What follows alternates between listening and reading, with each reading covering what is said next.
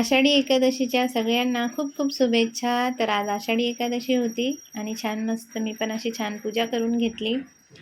खूप छान आणि प्रसन्न वाटत होतं. सकाळीच म्हणजे आज सुट्टी दिली होती पोरांना शाळेला, का की सॅटर्डे होता, फोर्थ सॅटर्डे होता, म्हणून मग शाळेला पण सुट्टी होती. म्हणून म्हटले छान अशी मस्त सकाळीच छान अशी पूजा करून घेतली, नाही तर आवरामध्ये खूप उशीर होतो.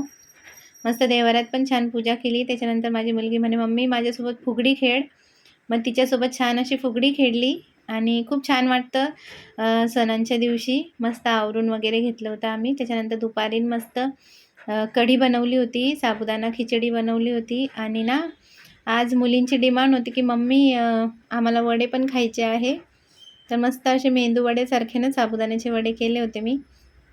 रेसिपी तर काही शेअर नाही करता आली, पण म्हटलं जे काही व्हिडिओ बनवता येईल तेवढं मी बनवते. छोटाच बनवला आहे. त्याच्यानंतर छान असे मग इथे मी मेंदूवडे बनवत होती. तर मस्त तेल गरम करायला ठेवलं होतं एकीकडे आणि छान असे मेंदूवडे बनवून घेतले आणि फराळ केला. आणि मी मेंदूवडे बनवत होती आणि माझ्या मुलीला खायचं होतं, का की त्यांची डिमांड होती का मम्मी आज मेंदूवडे बनव. तर ती ना मध्ये मध्ये बघा कशी लोडबोड करते. आणि तर बघा मग तिची बडबड. तर आता माझ्या मम्मीच्या ब्लॉगला तुम्ही लाईक नाही करता तर लाईक करून टाका, चॅनलला सबस्क्राइब करा. आज आहे आषाढी एकादशी. तर आज माझी मम्मी बनवते आज साबुदाण्याचे वडे आणि साबुदाणा. बाय, साबुदाणा मला खायला.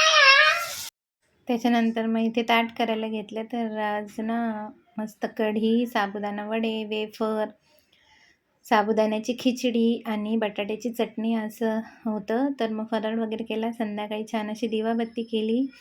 मुली गेल्या होत्या बाहेर माझ्या सासू सासऱ्यांसोबत मंदिरात. तर असं संपवलं आजचा दिवस. चला मग बाय. श्री स्वामी समर्थ सगळ्यांना.